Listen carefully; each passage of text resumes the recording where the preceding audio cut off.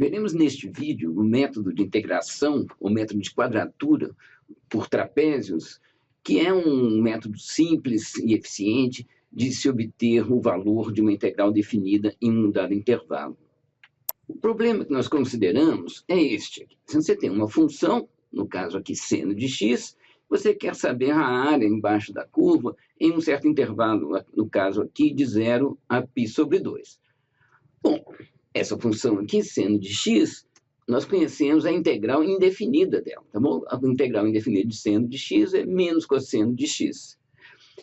Bom, então, qual que é essa área aqui? Bom, é a integral definida, de 0 a π sobre 2, de seno de x dx, que é menos cosseno de x de 0 a π sobre 2, que dá 1. Ou seja, então, nós resolvemos esse problema. Certo? Essa área aqui é igual a 1. Bom, ótimo. Mas, e agora, com esse problema aqui? Eu quero achar a área de e elevado a menos x2 sobre a curva de e elevado a menos x2, no intervalo que vai de 1 até 2. Bom, qual que é a integral indefinida de e elevado a menos x2? Ela não existe em forma fechada. Como é que eu faço, então? Bom, e agora? Qual que é a ideia? Aqui é aproximar o valor dessa área numericamente. Ou seja, qual que é o problema que nós temos aqui de integração numérica? Nós sabemos calcular f de x e queremos calcular a integral de a até b de f de x dx. A integral indefinida de f de x, ou ela é dificilmente obtida, ou não existe. Na prática, gente, vocês devem usar essa função int_g do Scilab, que ele faz essa integração numérica muito bem, muito melhor que os métodos que nós veremos aqui. Qual que é a ideia do método, então? Eu tenho essa figura aqui complicada, que eu não tenho uma fórmula para calcular essa área aqui, essa área que está mais ou menos em azul aqui. Então, como que eu faço? Eu começo dividindo o intervalo em subintervalos de tamanho igual. Tá bom? O tamanho de cada um deles é ΔX. E eu enumero esses pontos aqui, como x1 sendo igual a A, tá bom? Depois vai x2, x3, x4. Se são n intervalos, tá bom? O último ponto, eu tenho n mais 1 pontos. Tá bom? Então, o último ponto, o ponto B, é o xn mais 1. Depois disso, o que eu tenho que fazer? Aproximar por retângulos. Retângulo, a área dele é a base vezes a altura, né? É simples, isso eu sei. Mas qual retângulo? Esse retângulo aqui está próximo da curva, mas esse aqui também, esse aqui também. Na verdade, existem duas formas clássicas de definição desses retângulos, tá bom? Que são a soma de Riemann pela esquerda e a soma de Riemann pela direita. Aqui está a soma de Riemann pela esquerda, tá bom? A quadratura, os retângulos definidos pela soma de Riemann pela esquerda. Vocês vejam que aqui, então, se eu tivesse intervalo aqui x índice e x índice i mais 1, a altura desse retângulo aqui, tá bom? É o valor da função no limite esquerdo do intervalo. Então, a altura é essa daqui. O valor da função aqui. Qual que é a largura? Sempre é ΔX. Então, a área de cada retângulo deles aqui é base vezes altura, ΔX, vezes f de x índice i, vezes a altura da função, tá bom? Aqui neste ponto.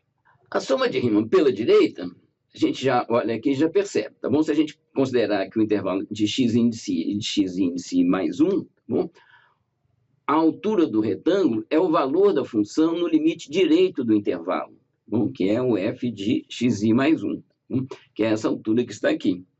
Então, agora aqui, tá bom? Se a largura é ΔX, bom, a área de cada retângulo é ΔX vezes f de x índice i mais 1, que é essa altura que está aqui. Os exemplos que eu mostrei aqui podem sugerir que a soma de Riemann está sempre pela esquerda, está sempre acima, e que a soma de Riemann pela direita está sempre abaixo, mas não, isso não é verdade. Tá bom? Vocês veem aqui nesses exemplos que elas podem, dependendo da inclinação da curva, elas podem estar acima ou abaixo da área desejada. Nós vamos pelas fórmulas aqui.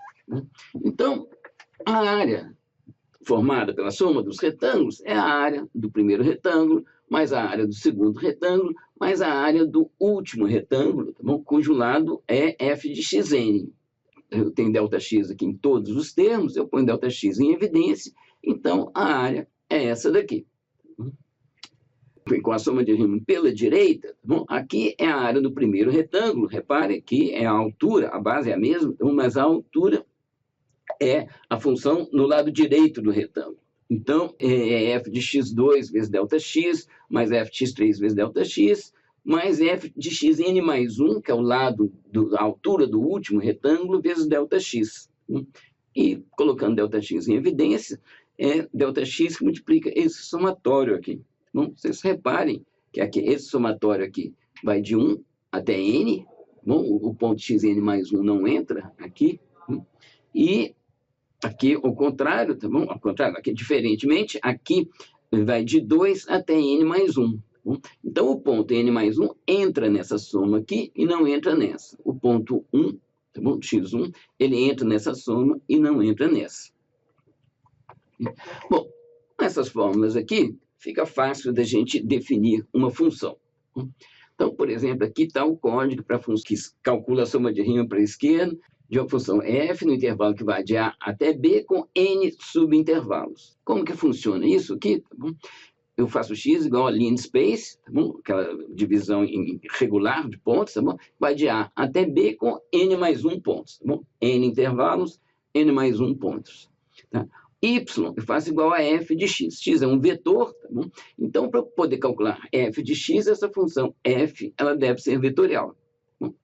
O ΔX é b menos a sobre n, bom?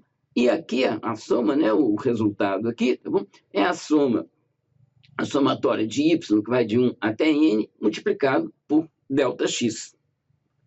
Exatamente esta fórmula aqui, tá bom? A somatória de 1 até n, multiplicado por ΔX. A soma de Riemann pela direita, muito parecida, tá bom? Recebe uma função, um intervalo, um número de subintervalos, tá bom? Eu calculo o vetor x, eu faço y igual a f de x, ΔX b menos a sobre n, e agora aqui o resultado, tá bom? É a somatória de y de 2 até n menos 1, ou seja, não pega a função no primeiro ponto, mas pega no último, tá bom? Multiplicado por ΔX. Aqui está o código para a função que calcula a soma de Riemann pela esquerda. Na verdade, a função mesmo, ela é calculada somente com essa parte aqui do código. O restante aqui, depois os interessados podem olhar com detalhe, tá bom? É para fazer uns gráficos. Vamos então testar essa função calculando aquela integral que a gente já sabe calcular, tá bom? Que é de seno de 0 a π sobre 2. Então, vou calcular aqui soma Riemann ESC da função seno de 0 até π sobre 2, bom? Com 4 subintervalos. Bom, o valor, que exato seria 1, deu esse daqui, tá bom? Com 4 subintervalos, mas a gente olhando aqui, a gente percebe que está bem longe mesmo, né? A soma dos retângulos, aqui tem um retângulozinho de tamanho 0, um retângulo degenerado aqui, tá bom? Mas a soma aqui está claramente abaixo daquilo que a gente viu. Mas vamos melhorar isso. Em vez de 4, nós vamos fazer agora aqui com 40 pontos. Vocês veem aqui, pelo desenho aqui, tá bom? Pela figura, que a soma das áreas dos retângulos já se aproxima bem mais da área embaixo dessa curva aqui. E a gente vê também aqui pelo valor numérico calculado, tá bom? Que já ficou em 0,98, já está bem próximo de 1. E a gente pode aumentar isso daqui. Vamos passar aqui de uma vez para 4.000. Então, com isso aqui, o desenho não fica muito bonito, não, mas a gente percebe que os retângulos aqui já se confundiram uns com os outros, tem 4.000 retângulos aqui, tá bom? E o valor calculado já está muito, mas muito próximo mesmo de 1. E a gente pode fazer com 40.000, com um número de intervalos, desde que a memória, que a gente cria um vetor, tá bom? Desde que tenha memória para isso, nós vamos calcular essa integral com a aproximação que a gente desejar. Vamos agora, então, usar agora a soma de Riemann pela direita, usando a função seno de 0 até π sobre 2, com 4 pontos. Nós vemos aqui pela figura que não está muito boa a aproximação, então nós usamos 4 retângulos para aproximar a área debaixo dessa curva, e como a gente vê aqui, a soma das áreas dos retângulos está acima da curva, que se reflete aqui no valor numérico calculado. Repetindo, então, o experimento, vamos passar aqui para 40 pontos, tá bom? 40 subintervalos. Com isso, a gente já obtém essa outra curva aqui, que a gente percebe que a aproximação já foi bem melhor, e o valor calculado também está bem mais próximo de 1. Repetindo agora com 4.000 pontos. Em pontos, nós vamos ter mais uma vez os retângulos todos se confundindo aqui nessa área sombreada, mas o valor calculado, aqui a gente já ficou muito próximo de 1. E a gente vai aumentando o número de pontos, e com isso a gente vai se aproximando cada vez mais do valor verdadeiro. E um pouquinho de reflexão nos leva a considerar trapézios, cuja área também é muito fácil de calcular. Tá bom? A área de um trapézio, qual que é? É base vezes a altura média. Então, aqui nós vemos uma curva aqui sendo aproximada por 4 trapézios, e de cara aqui a gente já percebe que a aproximação já é muito melhor com o mesmo número de subintervalos. Então, considerar que a área desse trapézio aqui, tá bom? Que vai de xi até xi mais 1. A base dele é ΔX, tá bom? A altura do lado de cá é f de x índice i, a altura do lado de lá, bom, do lado direito, é f de x índice i mais 1. Portanto, a área aqui dentro, ela é ΔX, base vezes a altura média, tá bom? F, a altura do lado esquerdo, mais a altura do lado direito, dividido por 2. Outra coisa a gente reparar aqui é que cada barra vertical dessas aqui, tá bom? Ela é a altura tanto para esse trapézio como para esse também, exceto pelo primeiro trapézio e pelo último trapézio aqui. Tá bom? Todos os outros, esse aqui, por exemplo, faz parte desse trapézio e desse aqui também. Então, qual que é a fórmula para aproximação por trapézio?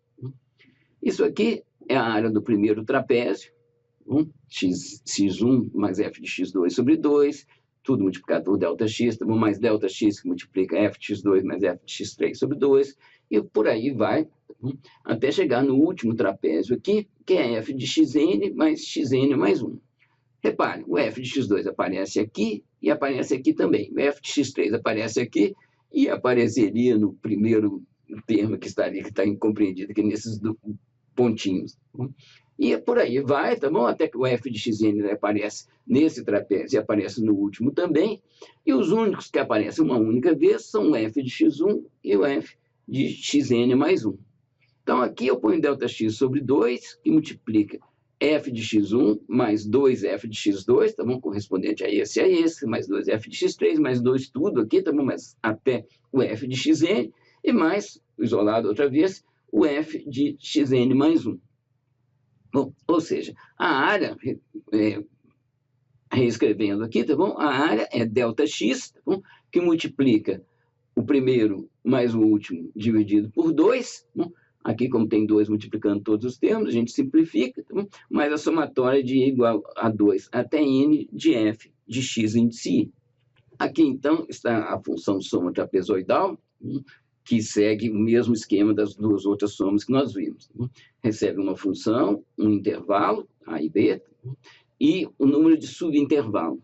Calcula o vetor x, calcula delta, e aqui a área, ela é a média da função no primeiro ponto e no último ponto, tá bom? A soma dos dois dividido por 2, mais a somatória de todos da função em todos os outros pontos, ou seja, no vetor x, a função aplicada ao vetor x nos pontos que vão de 2 até n, e isso tudo aqui multiplicado por ΔX.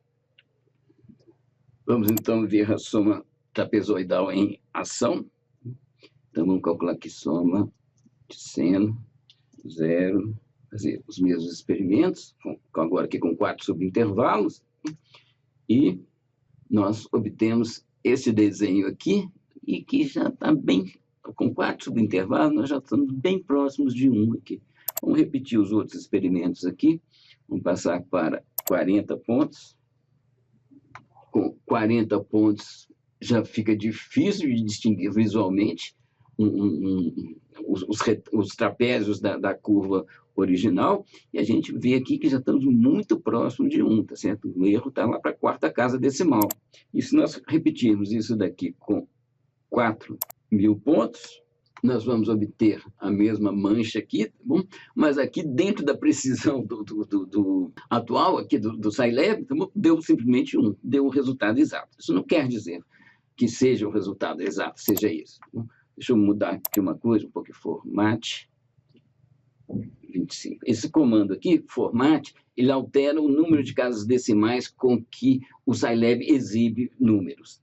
Então, agora, aqui, se eu fizer outra vez esse soma trapezoidal, com 25, você vê que ele está muito próximo de 1. Tá bom? O erro está aqui, nessa casa decimal aqui, que é 3, 6, 8, na 9ª casa decimal. Eu fiz alguns experimentos de comparação do erro, e para a gente verificar qual que é a velocidade de convergência, ou seja, em que medida que a gente se aproxima, com qual velocidade que a gente se aproxima da solução ideal, comparando a soma de Riemann pela esquerda com a soma de Riemann pela direita e com a soma de trapézios.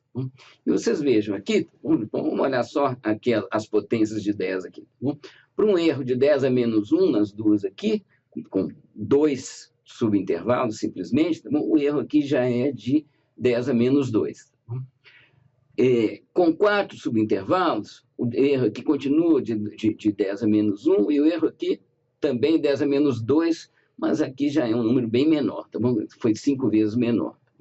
Com 8 subintervalos, a gente continua com 10 a menos 1 aqui, mas já estamos com 10 a menos 3 aqui nesse. Com 16 subintervalos, nós temos aqui com um erro da ordem de 10 a menos 4, enquanto que as outras duas somas têm erros da ordem de 10 a menos 2. Ou seja, a velocidade de convergência da quadratura por trapézios é muito superior à das somas de Riemann pela esquerda ou pela direita. E como o trabalho computacional é essencialmente o mesmo, ele é um método preferível aos outros dois primeiros. Existem outros métodos de quadraturas que vocês certamente verão em cursos de cálculo numérico.